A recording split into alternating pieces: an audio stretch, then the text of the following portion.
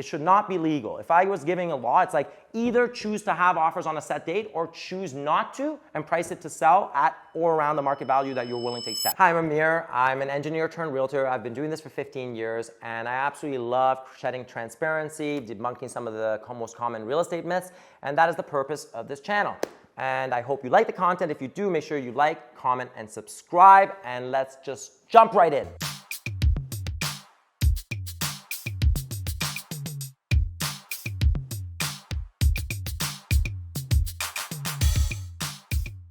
In today's video, we're going to be talking about some of the most commonly used terms or acronyms in real estate. I find myself often kind of reminding clients of this. We certainly do a buyer consultation and we set sort of the stage of what we're going to expect when we're looking for a property. However, I do remind them because there's a lot of information. It's like drinking from a fire hose. So again, we're kind of breaking things down. Today, we're going to go over probably 9 or 10 terms that are really critical for your understanding of the market. Number 1, DOM, days on market.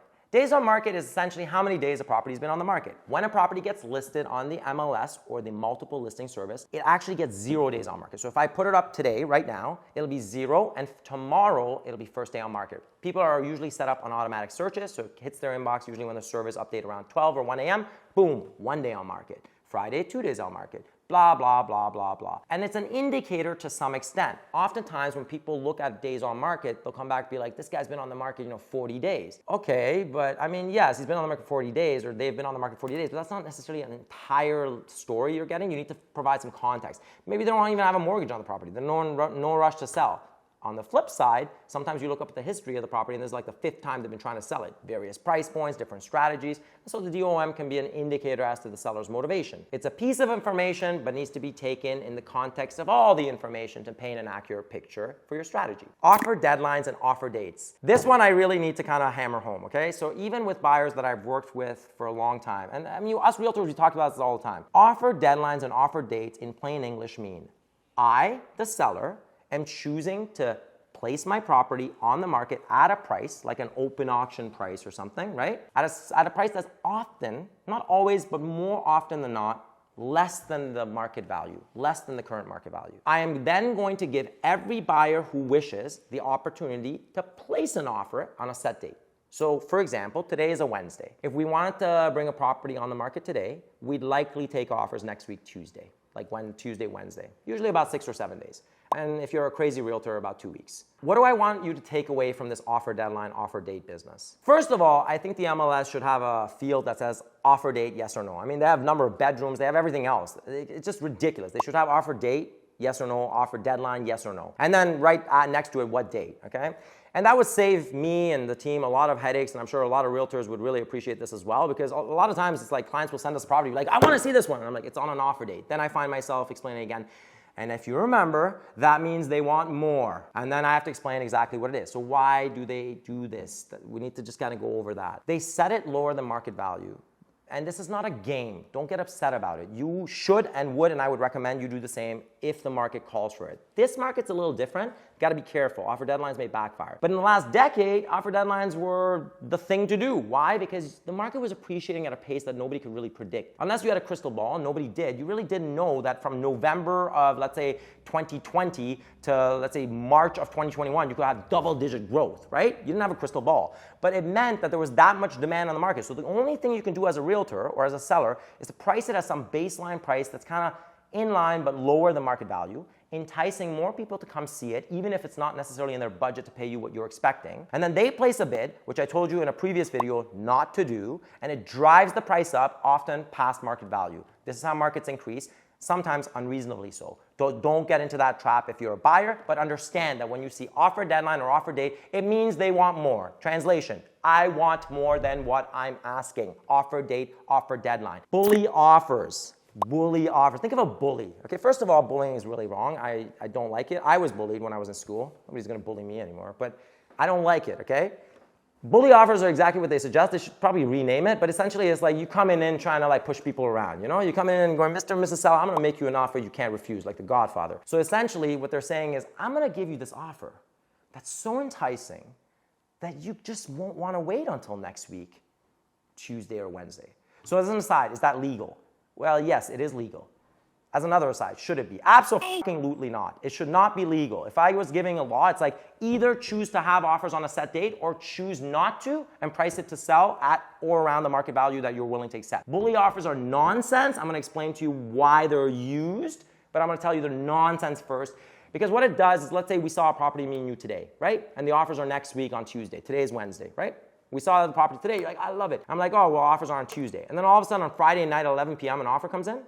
And the guy only has until, I don't know, 6 in the morning. How am I supposed to know? Or worse, so that comes in at 5 p.m. and I get a call saying, we only have until 8 p.m. to review it. Well, my client might have kids, they're trying to put their kids to bed. Everyone's got to like drop their plans. It's not realistic, right? So just out of courtesy, as a human, they should remove the option of bully offers. Either set your offer date or don't. But you can have your cake and eat it too. So with bully offers, again, it's about bullying your way in. So how do you do that? Well, basically, you make the most favorable offer possible. Strong offer, firm offer, you come in, you take it before anyone else will see it. The benefit to a buyer is you might have been looking for a long time, or this house speaks to you, you love it.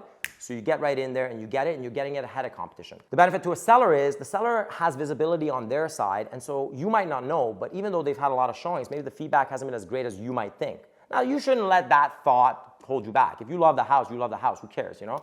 I like pineapple pizza, you know, Hawaiian pizza is the best pizza. Most people don't. You know, I don't care. I love Hawaiian. So at the end of the day, you do what's right for you, boo. But at the end of the day, bully offers are used and have an advantage to both buyer and to seller, and that just means they're coming ahead of the offer date. That's a bully offer.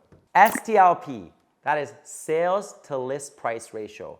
And I'm just going to tell you first what it is, then I'm going to tell you what I think of it. Sales to list price. It's a ratio, right? So essentially, you're either going to be higher or lower. But oftentimes, we see higher. Why? Because we set them on offer dates. So again, we intentionally underprice, right? We intentionally underprice. So that percentage is going to be higher because whatever I sold it for is on top and whatever I listed for is on the bottom. So if I listed something for $1 million, but let's say I knew the market value is 1.2 and I sold it for 1.2, then I sold it for 120%. That's the sales to list price ratio. Now, I hate this stupid number. I think it's the dumbest number. Hate's a strong word, but I dislike it very much. I dislike it because it doesn't actually reflect what the market's doing. If I can intentionally underprice things, which a lot of realtors do, and certainly in the last decade, then the headline's gonna read, this house sold for 370% over asking, 133% over asking, 177% over asking. But what it should really say is this house sold X amount over market value. The market value is what you should care about, not the list price. Because the list price is arbitrary. I can list it at $1. So what does it matter? You should care about what it sold for over market value, which gives you a clear indication as to what the pace of growth or decline of a market is. List price is just chosen by you and the realtor. Could be $1, right? That's sales to list price ratio. Take it with a giant boulder of salt. And I'm just going to do two more, and there are a lot of other terms, but let's focus on these two, and I think that's more than enough for you to get started. If you have questions, you can reach out. Conditional offers and firm offers. What are they? Conditional offers are offers that are conditional. That means you can get out of the deal. They're different than clauses because clauses are things you agree upon as a buyer and a seller in an agreement, real estate or otherwise. Conditions are ways that one side or the other can back out of an agreement if they didn't fulfill the condition that they had put in for their benefit. The benefit of conditions is that the side that's putting it in can fulfill whatever they need, whether it's financing, inspection, looking at permits, et cetera, et cetera. And it actually benefits both sides in that it's transparent, right? So essentially you're saying you had the option of putting in the condition. In fact, you did. You fulfilled the condition. So there's no reason for you to ever not fulfill the deal or breach on the deal, right? You're not going to default on it because you had a condition in there. They're not bad things, but at the end of the day, they make offers slightly weaker when you're a buyer or investor presenting because a conditional deal means you can back out of the deal, okay? So just remember that. Watch some of the other videos as to how you can use them to your advantage in terms of placing more favorable bids. Firm offers. Firm offers are firm offers. That means no conditions. That means that's it. The deal's done. We shake hands. It's over. Whatever you promised, you have to fulfill. Even if you haven't submitted your deposit yet, don't think that you can't. You are bound by that contract. You signed under seal. That contract is a contract. If you try not to bring your deposit, which actually happened to one of our clients one time, a client didn't bring their deposit in. That was a bad move. And we had, a good client, so I don't want to, shit on anyone, but at the same time, I want to explain to you, you can't just decide not to bring your deposit in. We've explained, you need to bring your deposit in within 24 hours. Here are the instructions, this is what you do. That brokerage was not very happy and they were going to sue. And I was able to kind of talk to them, explain some circumstances. It ended up benefiting the seller anyway. They ended up selling for more.